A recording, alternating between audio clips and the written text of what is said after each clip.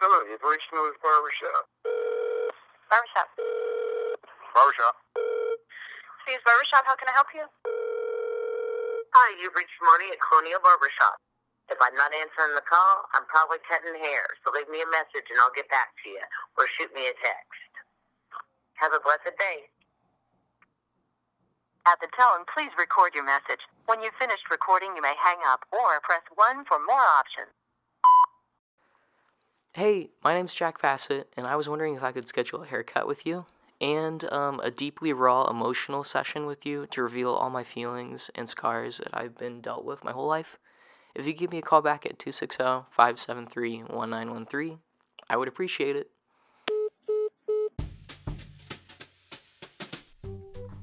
In a weird way, getting a haircut and visiting a psychiatrist has a lot more in common than you first think.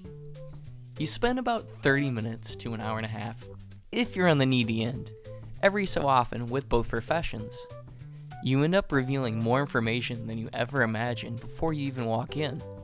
And both your barber and your shrink don't really know you that well, yet you're willing to spill the beans to these prying strangers. With a haircut, there seems to be much more than what meets the eye. The profession of hair is more than just scissors against luscious locks. To see a deeper view of a profession we all use over and over, I've turned to the streets of countless hair salons and barbershops to gain perspective of what's rare with cutting hair. What better place to start than booking an appointment with my own hairstylist, Kelsey Pritchard, at Mardon Salon. You can do a great haircut and the conversation just isn't there, so people won't come back.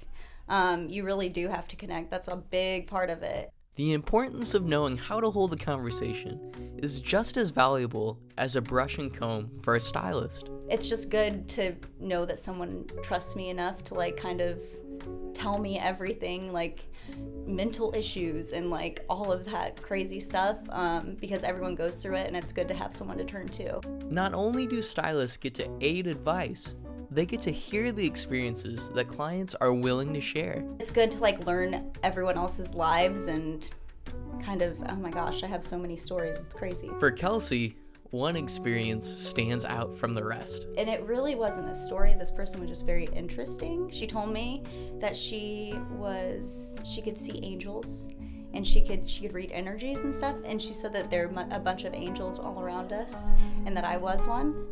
And it was just really kind of strange. To make sure Kelsey and the Mardon team aren't outliers with odd client stories, I visited a crosstown Regis hair salon and asked stylist Lindsay to account a story of her own. I have this client that always has weird stuff to say, but one time he came in and he asked me if anybody's ever told me that they've killed somebody, and I was like, what are you talking about?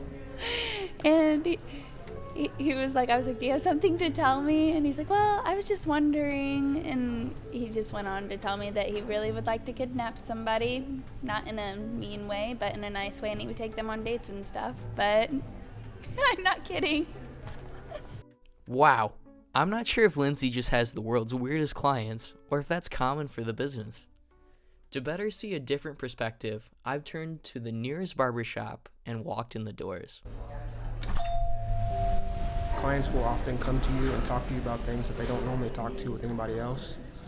So as a barber, you're here to listen, and you're here to try to give the best advice that you can, but also you're not supposed to give your personal opinion, but you're supposed to be there for them and just listen to how their day is going or how they feel on a daily basis. This is Clay, a young, quiet, skilled barber at Angela's Ebony Hair Design and Barbershop.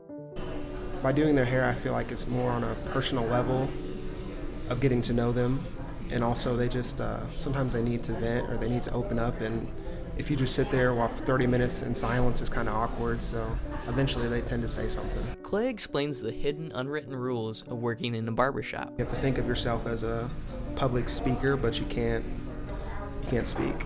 That's basically what I'm saying. I keep everything confidential because, like I said, it's like when you're talking to your doctor and everything, not everybody wants their business to be told, so whatever we talk about just stays between me and them.